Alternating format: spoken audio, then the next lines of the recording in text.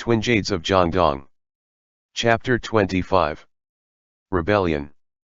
As soon as he woke the next morning, sounds of arguments were coming from outside the room, and voices came from all around. Zhou Yu was hungover, and his head hurt. He got up with great difficulty and sat up on the bed. There was a loud shout, and a youth barged in, hugged Zhou Yu, and began to laugh loudly. "You're here?" Zhou Yu asked, exhausted. Zhou Yu and that youth looked at each other. That youth was Sun Quan, and he smiled as he said, "Hurry up and get up, come look at the navy that Luta Ge and I brought you." "Where are they anchored?" Zhou Yu asked. "In Lake Tai," Sun Quan answered with a grin. "Mom had me bring you some stuff to eat?" Zhou Yu said, rubbing Sun Quan's head. "You've grown quite a bit taller." Sun Quan already looked like a youth. He continued, "There's even a guest today." "Guess who came?" Zhou Yu guessed quite a few names, but none of them hit the mark. He asked, "Where's your brother?" Sun Quan replied, when he heard that the navy had arrived, he was as excited as a monkey, so he and Luta Ge set out early in the morning. Zhou Yu rose and washed up, while Sun Quan looked around the room. One by one, he filled Zhou Yu in on what had happened at home, as well as on Madame Sun and Madame Zhou's physical conditions. Sun Quan was also very excited. He had finally been able to leave without supervision, and in the true spirit of youth, he wanted nothing more than to have a look around. "Did you read your books?" Zhou Yu spared a moment to shoot him a glance. "I read them." "Have you practiced your martial arts?" "I practice every day." "Let me say this clearly first," Zhou Yu said. "When you're here with me, things will not be the same as when you were at home. You cannot slack on your studies, and you'll spend 2 shishan in the morning studying, and 2 shishan in the afternoon practicing your martial arts." But Sun Quan replied, "I have to keep Zion company." "Let's come to an agreement, Gage. Can that time be reduced?" "Who?" Zhou Yu asked, confused. "So Zion," Sun Quan said. "He just arrived today." Zhou Yu was taken aback, before his thoughts turned to that. So P had come? He had just discussed that with Sun Sa last night. Now, looking at it, So Sa was very smart. He knew to send out his eldest son, making his stance on their position very clear. At noon, Sun Sa and Lu Su returned, and Zhou Yu's head throbbed from the racket they made. So P had also come. He had arrived just this morning, and his martial robe was still covered in dew. Evidently, he had rushed all day long, traveling straight through the night. "Lend me some troops," So P said, before slapping a letter down on the table. "Each and every one of you now," Sun Sa said, finding this very out of the blue, "speak so arrogantly now." So P and Sun Quan burst out into another loud bout of laughter. Zhou Yu added, "Look at you, looking like a calico cat after all your travels. Is your dad really treating you as he would a son?" So P went to wash his face.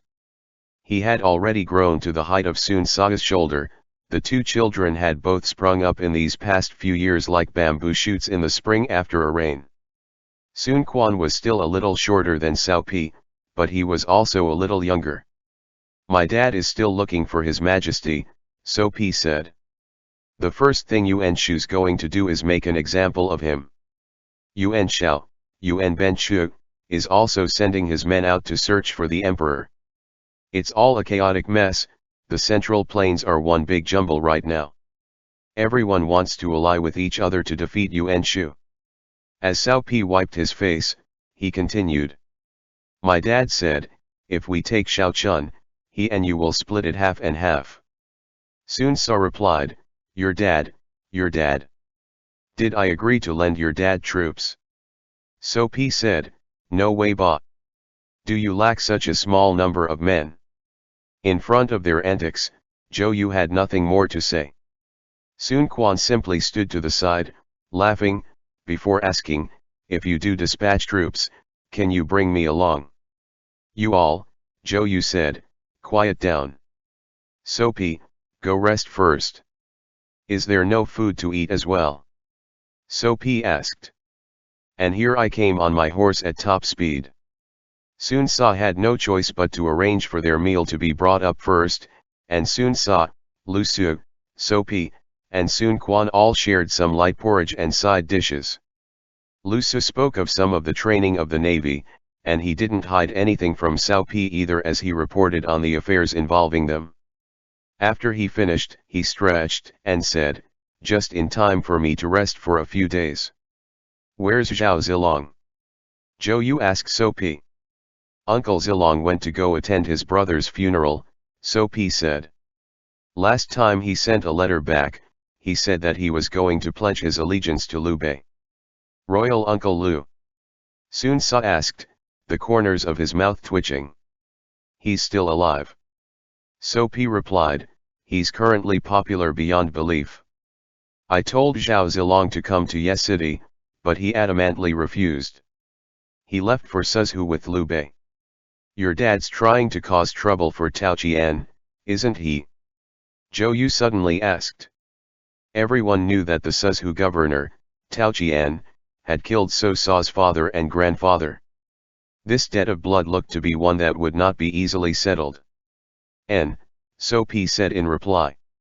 "He wants to get his revenge on Tao Qian.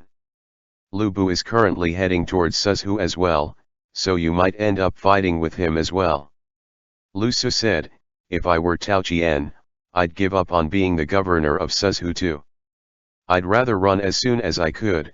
How can I beat your dad in terms of stubbornness?" Soapy chuckled, but didn't say anything. Sun Quan patted his shoulder to comfort him. "Can you lend us some troops?" Soapy asked. "How many, and what will you offer in return?" Sun Sa asked. Soapy replied, "My dad tossed me here because he wants to do battle with Yuan Shu first.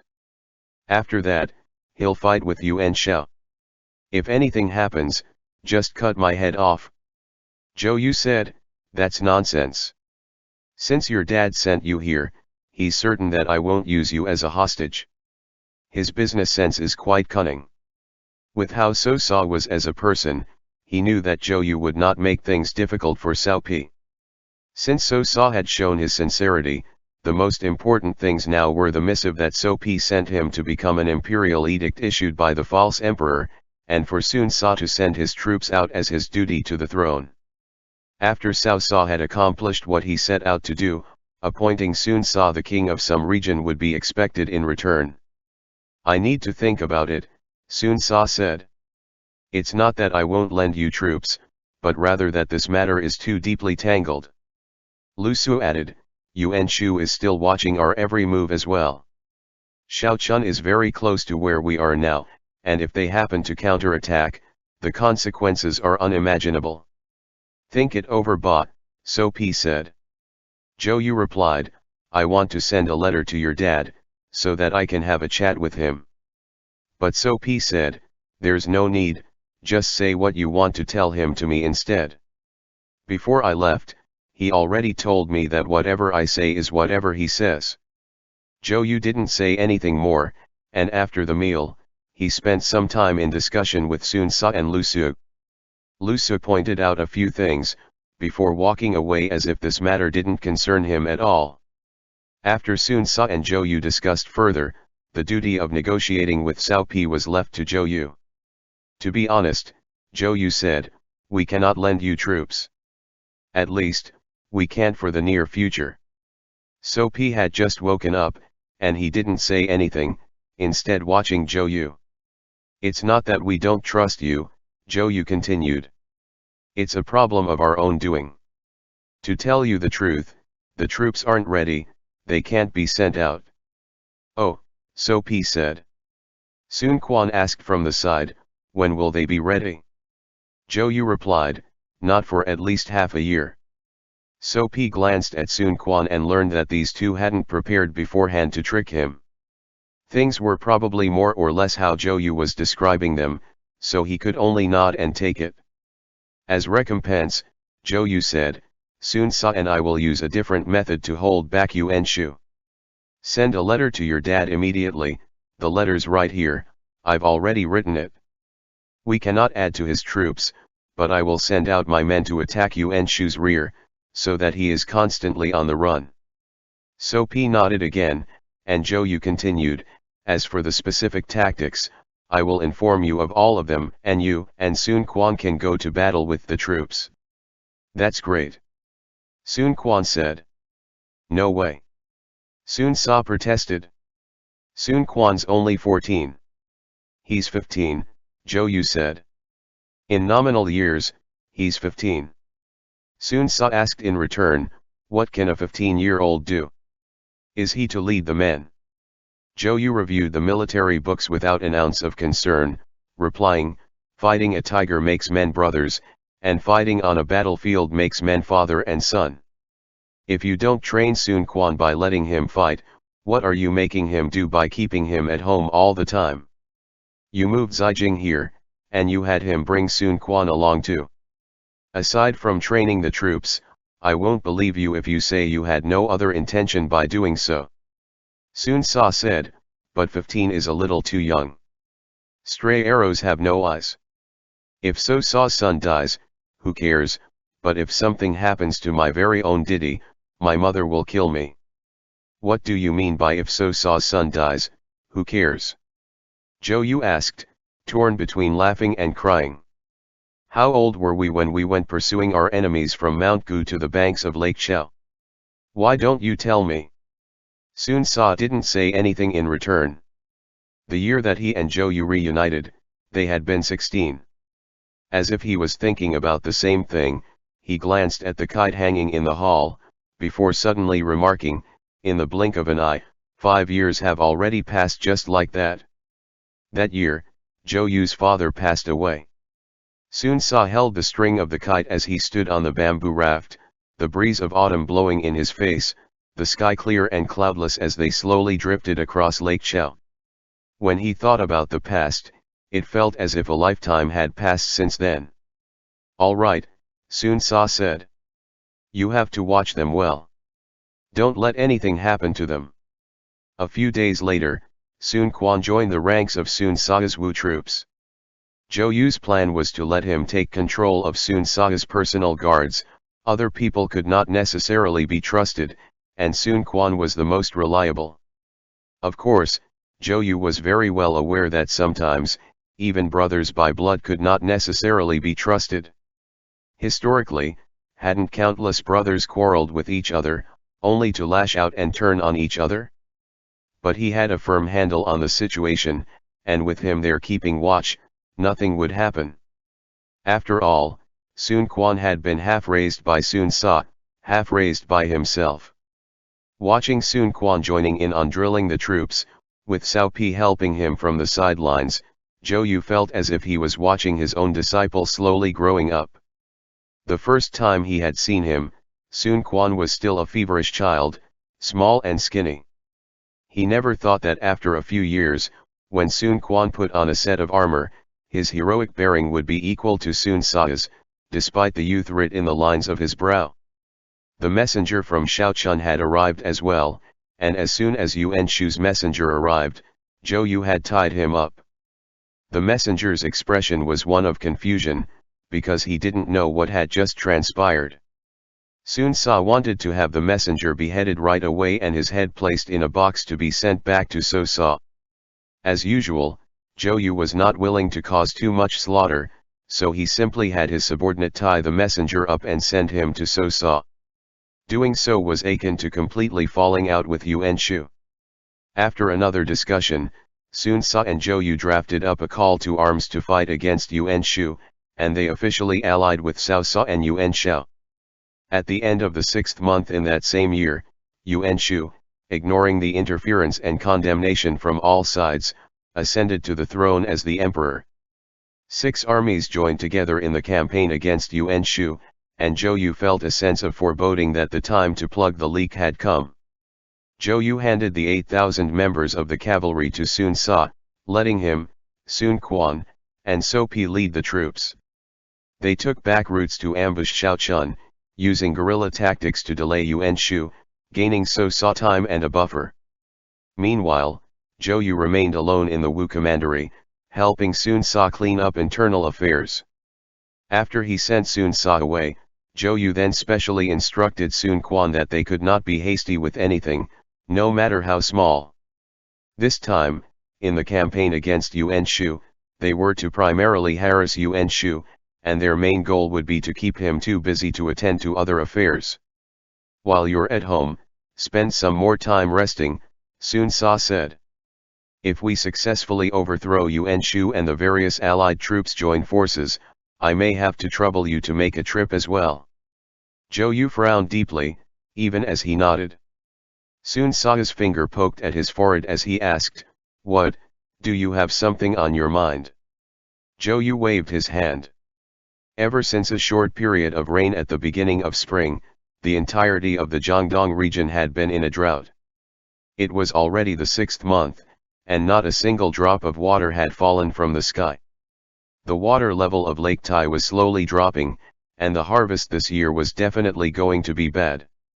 The entirety of the Central Plains, along with the Jiangdong and Jiangnan regions, were in a drought, and after a major drought, the likes of which had not been seen in 10 years, a major flood was bound to follow. Wu commandery was bounded by Lake Tai at the rear. Even with a reduced harvest output, they could still ensure the survival of all the people in the commandery.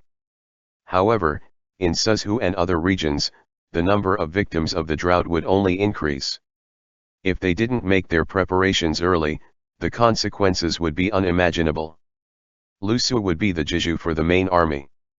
Sun Quan and So Pi were to be the captains of the left and right armies, and Zhang Zhao was the staff sergeant. Zhou Yu personally poured out Sun Sa's cup of wine for the road, and after thinking for a bit, added, "You must be careful." "Sure." Sun Sa patted Zhou Yu's shoulder. Zhou Yu reminded Lu Su again and again, Bafu is the kind of person to disregard everything around him when he fights, and he likes to charge on ahead. Make sure that you hold him back. Lu Su smiled and replied, "No problem." Zhou Yu then turned back to Sun Sa. "I prepared some medicinal herbs for you. If you get heat stroke." All right. Sun Sa was torn between laughing and crying.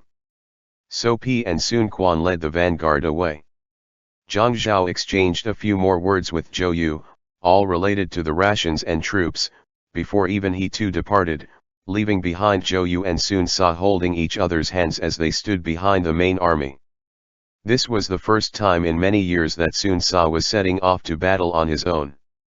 "I'm not worried about you," Zhou Yu said, "but I am worried that you won't be able to handle Sun Quan and So Pi. Sun Quan is one thing, but you'd better rein So Pi in a little. Don't let them send the troops out rashly." "Relax," Sun Sa said.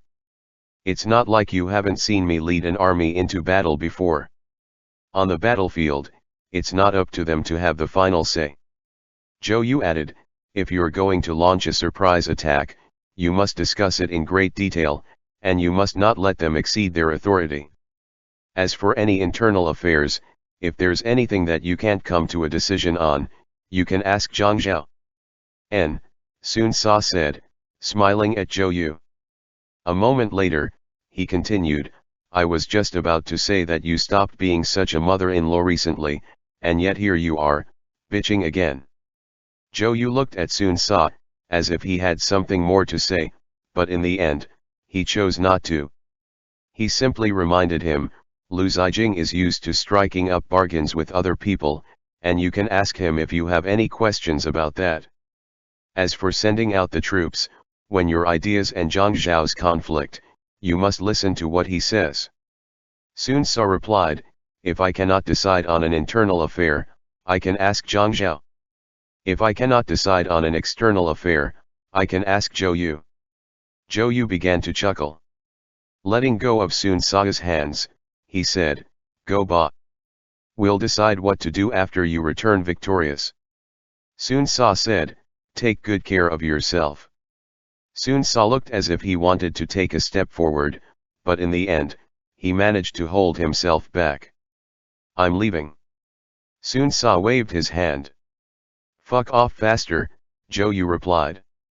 When Sun Sa led the main army away, it was already past noon. Zhou Yu returned to the prefect's manor. In these past few days, it had fallen to him to take care of Sun Sa's internal affairs, as well as any logistics. Now that Sun Sa had left, Zhou Yu was a little at a loss for what to do. Sun Sa led his army forth to Shaochun, where he met up with Cao Sa and Yuan Shao's allied forces. When they arrived in Danyang, Zhou Shang finally sent out all of his men to join Sun Sa's army. With that, the burden of providing them with provisions multiplied. The first shipment of rations was sent out by Zhou Yu upon Sun Sa's arrival in Huainan. At the same time, the situation in Wu Commandery was growing more and more severe. The summer of this year was one that truly took everyone by surprise. They watched as the waters of Lake Tai dropped lower and lower, and they saw the dead fish and shrimp in the leftover silt. Zhou Yu had the warships moved closer to the center of the lake, and had the men set down new stakes to build a new pier. There were 2 seasons for rice plantings, and the early season had resulted in almost no yield at all. Recently, various cities and counties nearby had started to run out of grain, and only Wu Commandery retained a surplus. The calls of the cicadas outside grated upon people's nerves. When midsummer rolled around, Zhou Yu, his entire body covered in sweat and wearing nothing but his inner robe, sat in his room reviewing reports on the current state of the army. Sun Sa's division had also been subject to their most severe test yet. Wherever they passed, 9 out of 10 fields were bare, especially in the central plains. Sun Sa's letters home mentioned that perhaps rain would come soon, and as soon as the rain fell, he would work with Cao Sa to attack the city from 2 different sides. There was no water to drink in the camp, as the streams had long since dried up. The water levels of the wells had also dipped low, and the troops marched unparched, their lips cracked and bleeding. What Zhou Yu repeated again and again in reply was that they could not wait for the rain to fall, they had to start searching for water sources on their own. At the same time, refugees from the central plains, Suzhou, and the surrounding lands had begun to pour in large numbers to the Wu Commandery.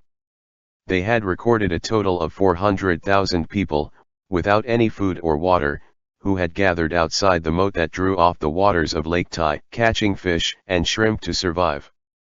Zhou Yu began to face another difficult problem, opening the granaries to provide relief from this disaster. The rations in the Wu Commandery were enough to meet their needs for 3 years. Since they also had to supply Sun Sa's troops rations, if they opened the granaries behind the lines to provide relief, the front lines would have no way to continue fighting. At the same time, Cao Sa and Yuan Shao's troops had successfully joined forces with Sun Sa, and the entire region of Jiangdong had fallen under Sun Sa's command. A large force of 600,000 men had gathered outside Shaochun, waiting to overthrow Yuan Shu. Zhou Yu drank a sip of some plum tea that warded off the heat. The blazing dryness of summer was hard to bear. A light breeze blew past, and the kite on the wall moved slightly with it, before it calmed again. Military Protector Zhou Ji said, "They're on the verge of a rebellion outside the city, and must be dealt with immediately." Zhou Yu put away the provisions book, rising and walking out. The clear sky stretched cloudlessly for thousands of li, and the sky was blindingly blue. Under the city walls was a dense black mass of people. Zhu Ji glanced at Zhou Yu. "What about by Lake Tai?" Zhou Yu asked. "Quite a few people died," Zhu Ji replied. "I was afraid their bodies would pollute the water, so in the morning, I had some men carry the bodies to the foot of the mountains behind the city." "How many?" Zhou Yu's eyes reflected the passage of a small deist, dressed in yellow, through the crowd. "A little over 2,000 people," Zhu Ji said. "Some died of starvation, others drowned." "I won't open the granaries," Zhou Yu said. "There's still been no news from Zigong's side." End chapter. Twin Jades of Jiangdong. Chapter 26. The Point of a Needle. That very afternoon, an intense argument erupted forth from the governor's manor for the first time ever. The advisors were split into 2 factions, One requested Zhou Yu to open the granaries and provide relief for the disaster, while the other group requested that the refugees from the north be sent away, to prevent an uprising. Zhou Yu was silent, one hand pressing down on the chain, and the other reconnecting the snapped string. Zhang Hong said, 400,000 people, Protector Zhou. Throughout history, gaining the hearts of the people has been equivalent to gaining the world. How can you be so cold as to allow these 400,000 people to starve to death outside the Wu commandery? Zhou Yu did not reply. Zhu Ji pointed out, the excess rations in the city are barely enough for ourselves. If the general were to issue these rations, how would he go about explaining that to Zigong? Lu Fan protested, it's impossible to shoo them away. Where would we shoo them away to? Daniang? Yuhang? The exact same issue at hand would arise, and if the refugees were to head south once more, even more problems could arise from that. A young man walked in, bowing slightly to Zhou Yu. Lu Fan introduced him. This is Lu Meng, courtesy name Ziming. He came a few days ago, but since Zigong had already left for the battlefield, he has been waiting for his return in Wu commandery ever since. Zhou Yu nodded to him, noticing that Lu Meng was wearing a set of white mourning robes, a circle of hemp tied around his wrist, evidently observing a period of mourning for a parent. You cannot open the granaries, Lu Meng said. Why not?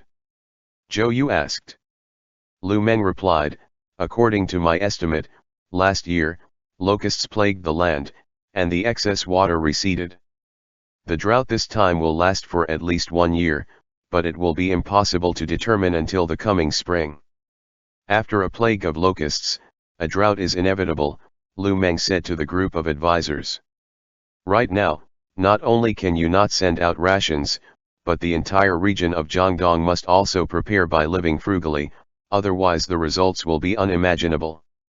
Zhang Hong asked, allow me to ask one question. Gongjin, if Zigong were here, would he have the granaries open to relieve the disaster? As soon as these words were spoken, everyone fell silent, each of them watching Zhou Yu. If Zigong were here, he would open the granaries, Zhou Yu replied, pressing the new string in.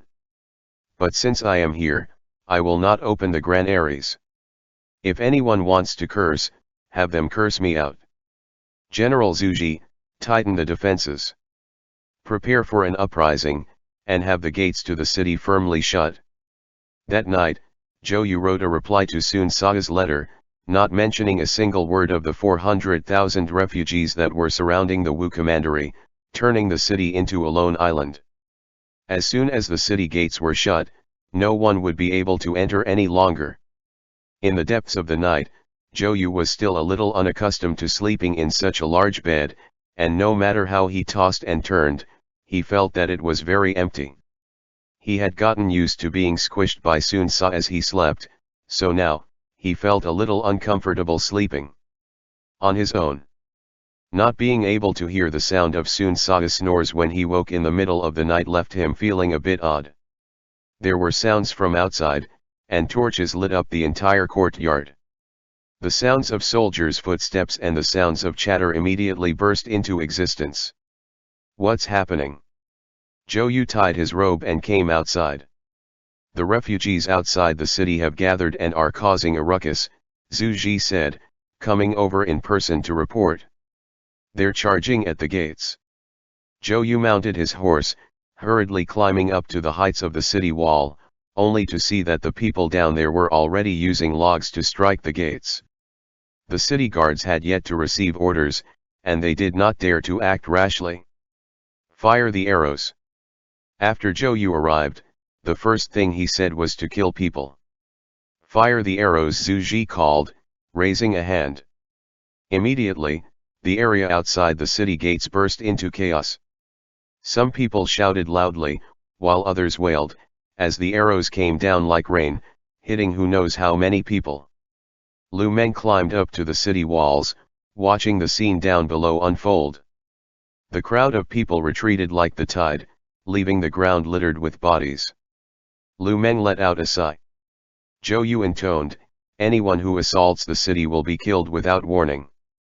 A deathly hush fell over the outside of the city. Lu Meng said quietly, Protector Zhou, with this, they may end up gathering in one spot to assault other cities instead. Zhou Yu replied, fetch 1,000 jin of rations, and cook them into a watery congee outside the city gates after the sun rises. Distribute it amongst them. The sky slowly lightened. The area in front of the city was piled with bloody corpses, as well as those people who had been injured by the arrows but had not yet died, moaning from within the piles of corpses. Lu Meng led some men out to start cooking, making the congee right next to the piles of corpses, handing it out to the citizens. The people that were originally about to leave slowly gathered up again. Up high were Zhu Ji's subordinates, their hands on their bows, watching the refugees' every action. A young, yellow-robed Daoist priest wove in and out of the crowd, loudly singing a folk song. From time to time, he would close the eyes of the dead people.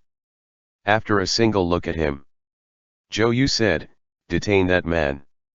That evening, the priest was brought in front of Zhou Yu. He wore a set of shabby robes as he stood in the courtyard, covered in dust. Zhou Yu was currently playing that qin that he had repaired, plucking away at the strings. Name? Yu Ji, that man said, smiling as he sat down in the corridor. Will the Lord Officer grant me a mouthful of water to drink? I'm absolutely parched. Zhou Yu looked up, and one of the servants poured out a cup of tea, bringing it over to Yu Ji. Zhou Yu studied him, as Yu Ji carefully blew on the hot tea, which reflected his limpid eyes. What school does the Lord Priest hail from? Zhou Yu asked. No school, no sect, Yu Ji replied with a smile. I wander the land as I please. Zhou Yu replied, you have come all this way to the Wu Commandery to bestow blessings upon the citizens. I have neglected your welcome. Yu Ji's face was dirty, and after he drank the tea, he rose to his feet. Though he looked unkempt and scruffy, he seemed to be quite young. He put his hands behind his back, strolling into the hall, closely scrutinizing Zhou Yu before sighing and shaking his head, all without speaking. After you finish this cup of tea, Zhou Yu said earnestly, please leave for the north. Wu Commandery has not been peaceful in recent days, and I am afraid that the rush of the troops may end up giving offense to you, my lord priest. Hey, Yu Ji chuckled. And if I do not leave? Zhou Yu replied, if you do not leave, I am not able to guarantee your safety when Zigong returns. Back in the day, during the Yellow Turban Rebellion, Zigong did not look favorably upon the teachings of the way of the 5 pecks of rice. Yu Ji replied, but I am not of the way of the 5 pecks of rice. To tell you the truth, your Zigong's fortune has been rocky all his life, especially so in the coming few years. If he creates more evil through slaughter. Zhou Yu's heart jolted at that, and the qin thrummed. Yu Ji's words immediately gave him a sense of ominous foreboding through him. Ghosts, gods, and monsters were not things that Zhou Yu believed in, but when it came to Sun Sa, for a moment, Zhou Yu was torn between expelling him and asking him, so he found himself frozen at the scene. Confucius speaks not of strangeness, power, rebellion, or the supernatural, Yu Ji replied, smiling happily. Since I've already said it, let it be. Protector Zhou need not take it to heart, the protector should be focusing on keeping your own body healthy instead. Why do you say this? Zhou Yu asked. Many years ago, you were severely ill. That illness has not yet been cured, and has lingered on in your body, Yu Ji said. If this persists for long, that illness may recur. If you wish to cure it in full, you must leave this turbulent world behind as soon as you can, sailing over the seas instead. You must not feel great joy nor great sorrow, and remaining unmoved to worldly thoughts will be for the best. Baseless nonsense, Zhou Yu said coldly. If something is too strong, it breaks easily, Yu Ji continued. General Sun's ancestors have accumulated too much blood on their hands, and it has fallen to him. His temper is hard and stubborn, and young men often act on impulse. Naturally, an inexorable doom awaits the Sun family. Zhou Yu watched Yuji, his hands pressing down on the strings of the qin. Yuji added, "I'll be on my way. Goodbye." "Wait," Zhou Yu said quietly. "How can that inexorable doom be resolved?"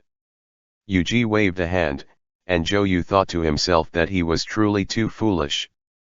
Originally, he had thought that he could use his words to send Yuji away of his own accord, only to find that Yuji had unconsciously gained an advantage over him. Does General Zhou believe in fate? Yuji rolled up his sleeves, standing outside the door, asking in apparent seriousness. "I don't," Zhou Yu replied. "Though you say you do not, you do in your heart," Yuji replied, smiling. "The lives of the 400,000 people gathered outside the city walls, do they not even soften your iron heart?" "Though I wish to open the granary," Zhou Yu replied, lifting his gaze to watch Yuji, "Bafu is away, doing battle. His victory or defeat will decide the fate of all the people in the world, so this is something that I have no choice but to do. Even if I bear the curses of future generations, I will have done so without regret." "Ah well," Yuji replied, mock seriously. "On behalf of the gruel that Zhou Lang distributed today, allow me to bestow these 2 talismans on you. Remember to keep them under Sun Lang's pillow." And saying this, Yuji vanished into thin air. The 2 talismans scattered, floating down to the ground. This was a great shock. Had he used an illusion? Zhou Yu rapidly rushed out into the courtyard, facing the sparse decorations. The 2 talismans on the ground, written in blood, stood upright on the ground. Several days later, a military report from Sun Sa came back. The rain had never fallen, and the ground looked as if it had been scorched. So Sa could wait no longer either, and they agreed to launch their attack in the 9th month. Rations were urgently needed once again, and Zhou Yu had no choice but to send some troops to guard the rations on the way. Over these past few months, Zhou Yu had been musing over the words that Yuji had spoken. As long as they were human, everyone would die, because they were destined to, or by the will of the heavens, so what was there to fear? But Zhou Yu could not stop tossing and turning restlessly at night, afraid that something would happen to Sun Sa. In the night, he turned over and rose from his bed, writing another letter, sending a courier at top speed to deliver it. On the 12th day of the 9th month, news of their victory came to them. Reporting in, one of his subordinates shouted, rushing into the hall. "Zigong has spectacularly conquered Shaochun. He has killed over 10,000 of the troops under Yuan Shu's command. Yuan Shu has abandoned Shaochun and fled." That was great. Zhou Yu finally let out a breath of relief. The news surged through the manor, and everyone began to prepare for a great banquet to be held after Sun Sa returned victorious. It was only with that Zhou Yu wrote a letter, informing the front lines of the drought in the Wu commandery. With such a back and forth, his letter had been delayed almost another 10 days, and when Sun Sa packed up and started to return, the Jiangdong region had already turned into parched earth. The ground had cracked open, and the fields were a reddish yellow. When Sun Sa arrived at the Wu commandery and saw the starved corpses lining the ground, he was immediately stunned. The great army had just come to a halt outside of the city when they were surrounded by the starving people, and they could not budge. The soldiers shouted in loud voices, only for some people to kneel down in the middle of the road, loudly wailing that Zhou Yu had exploited his power, shooting innocent citizens to death. It had already been half a year since the first group of refugees arrived in the Wu commandery. Zhou Yu had only opened up the granary to distribute gruel right before an uprising was about to start, and even then, there were more mouths than there was gruel, so in those months, 100,000 people had starved to death outside the city. In the beginning, Zhu Ji would send out troops to clean up the bodies, but later on, too many people died of starvation, and they simply didn't have the men to spare, so they could only let the corpses rot out in the open. From time to time, there would be instances of cannibalism. When Sun Ce heard the anguished testimonies of those outside the city, he was unable to believe what he was hearing for a time. Zhou Yu opened the city gates, still feeling a little uneasy as he welcomed Sun Ce back. The first sentence that left Sun Ce's mouth when he entered the city was, "Why was the granary not opened to relieve the disaster?" The citizens were just about to cheer, but when they saw that Sun Ce's expression was dark, the cheers filling their chests immediately vanished. That scolding struck Zhou Yu across the face like a blow. Sun Ce summoned Zhang Hong, telling him to go oversee the matter of opening the granary. Zhou Yu didn't dare to butt heads directly with Sun Ce, he simply nodded and said, it was this subject's fault. Zhou Yu then quietly issued a few orders to Zhu Ji's deputy commander, and that person left with Zhang Hong. In the half year that I have been away on the battlefield, Sun Ce said incredulously, things have fallen to such a state at home. Why did you not tell me? Zhou Yu didn't reply. Sun Ce summoned up all of his advisors, filling the hall, before he asked, his belly full of rage, when did this begin? Hadn't everything been taken care of? Responding to Zigong, Lu Fan said, stepping forward. When you set out in the 4th month, refugees from the north were already fleeing south. Who came up with this idea? Sun Ce asked. Who simply stood by and watched as these 100,000 people died outside the city? Me, Zhou Yu replied, without batting an eye. At the forefront of the storm, Zhou Yu stepped forward, and Sun Ce immediately grew enraged. He bellowed, Zhou Gongjin. I let you govern Wu Commandery. And yet you arranged things like this. I had to ensure that you would have adequate military rations first, Zhou Yu said. If no rain fell by the 6th month, then the amount of rations in Wu Commandery would only last until the spring of the coming year. In reality, no one else in the hall blamed Zhou Yu any longer, because his decision had been the correct one. Not a single drop of rain had fallen over the Jiangdong or Jiangnan regions for the entire summer, and the late crop of rice had been worryingly low. If they had opened the granary in the 6th month to relieve the disaster, then at this time, cannibalism would have run rampant even within the city itself. But Sun Ce didn't think that way. He continued, enraged, open the granary. Immediately open the granary and distribute the rations. Zhou Yu didn't reply. The soldiers left to carry out that order, while Sun Ce sucked in a deep breath and said, 100,000 lives have been lost. How are you able to sleep at night? That night, Zhou Yu had arranged for a celebratory banquet, only for Sun Ce to return to his rooms alone to change his robes. Zhou Yu sent a servant to prepare his bath water as he himself walked out. Sun Quan and So Pi had taken up positions of command, and they were currently sitting in the gardens, each of them leaning against a red lacquered railing, chatting idly. The sky was jade blue, and no clouds marred that autumn sky. How was the battle? Zhou Yu asked. Sun Quan said, if it lasted for 3 more days, then we would have run out of rations. We cut it very close. Zhou Yu then looked to So Pi, who said, Yuan Shao left first. Sun De conquered Shaochun, while my father went to Suzhou. Zhou Yu said, write your father a letter. He must pull the grass up by its roots, he can't let Yuan Shu escape. So Pi nodded and rose. I'll go write it right away. After getting his answers about the battle situation, Zhou Yu prepared to make arrangements for the aftermath, before he then went to find Sun Ce. Sun Ce's shoulders were covered with wounds, and Zhou Yu brought some medicine to spread over them. Why didn't you tell me in your letters? Sun Ce asked quietly. Zhou Yu replied, I didn't want you to be distracted. You had the soldiers scare them away with arrows. Sun Ce's eyebrows furrowed. Zhou Yu glanced into the mirror, seeing Sun Ce's enraged expression, before he replied, yes. You won't be able to explain all of this away. All you have to do is punish me for my crimes. Sun Ce replied, forget it. In the afternoon, you'll be in charge of opening the granary and relieving the disaster. I'll count that as you making up for your transgressions. You cannot open the granary, Zhou Yu said.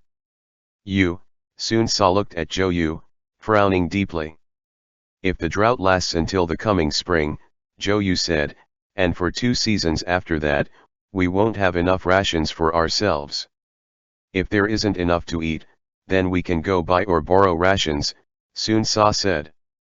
If I can't even govern my own territories properly, then how will I conquer the Central Plains and contend for the right to rule the world? Zhou Yu replied, I need to be responsible for the lives of all of the soldiers and citizens in the city. This is no laughing matter. I've already sent people to ask the other provinces. Yangzhou cannot afford to spare any, it's impossible to borrow enough from Jingzhou, Jiaozhou is too far, and Yizhou is overseas. Right now, the Central Plains have been thrown into chaos, so people dying of starvation is unavoidable. We must be able to hold out. If it rains in the autumn season? Sun Sa asked. If it rains, then I will take responsibility and bear that punishment, Zhou Yu replied. Perhaps he had sensed that the atmosphere was a little stiff, and he figured that since Sun Sa had returned victorious today, it would not do for them to argue as soon as they saw each other. Sun Sa put on his outer robe, saying, Open the granary now and distribute the rations. That's an order. Since you have handed over internal affairs to me, Zhou Yu said, you have to listen to me. The rations cannot be distributed. Sun Sa was evidently already angry. The men have already gone to do so. I stopped them, Zhou Yu said. Let's eat dinner. Sun Sa walked out, his face dark, as he ordered the men to open up the granary. Without another word, however, Zhou Yu had moved even faster than he had. When Sun Sa led his men out, Zhou Yu had already left. When twilight fell, Sun Sa led his men to open the granary, only for Zhou Yu to have arrived in the east of the city ahead of him, already blocking the entrance. Whoever wants to open the granary, Zhou Yu said, must do so over my dead body. That set the entire city into motion, as citizens from all across the city came to watch. Zhou Yu had brought some tens of people to guard the granary, and the situation was balanced precariously on the tip of a needle. There were some hundreds of Wu troops behind Sun Sa, and less than 20 men by Zhou Yu's side. Are you rebelling against me? Sun Sa roared angrily. All of you, step aside. Sun Sa's intimidation factor had grown into maturity, and the guards did not dare to clash with that sharp edge. Each of them knew in their hearts that Sun Sa would not be able to attack Zhou Yu, and after the deed was done and blame was to be assigned after the fact, they would all become the scapegoats, and would be dismissed immediately. Zhou Yu, however, did not take even a single step back, instead remaining in front of the granary. Zhou Gongjin, Sun Sa said. How many lives outside are waiting on this? If the heavens do not send rain, Zhou Yu replied mildly, then I will not open the granary, unless you strip me of my rank and punish me for my crimes. Sun Sa was about to order his subordinates to tie Zhou Yu up, but Zhou Yu slowly drew the Chaijun sword at his waist. The sound of the sword leaving its scabbard rang like the roar of a dragon. You want to flaunt your weapon at me? Sun Sa asked coldly. It's not like I haven't flaunted it before. Come, Zhou Yu said, it's been too long since I've loosened up my joints. Sun Sa asked, if I win against you, then what? Zhou Yu replied, then I'll let you open the granary. All right. Sun Sa roared. Bring my weapon. His subordinate brought over the weapons. Sun Sa held the panlong staff with 2 hands, while Zhou Yu held his sword at chest height with 1 hand, the 2 of them meeting each other's eyes. It was nearing dusk, and yet the entire city thundered with movement as thousands of citizens poured onto the drill grounds in the east of Wu City to spectate Zhou Yu and Sun Sa's confrontation in front of the granary. Feiyo spread its wings, soaring through the sky. Sun Sa suddenly charged forward with an explosive roar. This was the second time in their lives that Zhou Yu and Sun Sa were crossing weapons. More than 5 years had passed since the last time, and in this moment, the issue of distributing the grain had turned into a fight between two beautiful men that the crowd watched intently. Cleanly and swiftly, Zhou Yu drew his sword in the twilight, and with a flick, it shone with the blood-red light of the sunset as it drew out a perfect arc through the air. The civil officials and military commanders had all been alerted, and they came rushing over. Behind them, Zhu Ji had someone beating on the drums. When Sun Ce and Zhou Yu collided, their weapons, the Chaijun sword and the Panlong staff, clanged together, creating a series of swift, melodious sounds. The two of them clashed again, staff and sword pressing against each other, before they each vigorously leapt back. Excellent! Cheers thundered forth from the spectators. Like a butterfly weaving through flowers, Zhou Yu turned and leapt onto the wooden pillar, standing tall and straight, looking down from high above. Sun Ce, like an eagle spreading its wings, leaped towards the other side of the drill grounds, turning and lashing out with his staff, once again sweeping it in a horizontal arc. Zhou Yu's speed was impossibly swift, every one of his sword strikes attacking a point that Sun Ce had no choice but to defend. His strikes rained down like a torrential storm, yet every one of his attacks came to an immediate stop after they touched.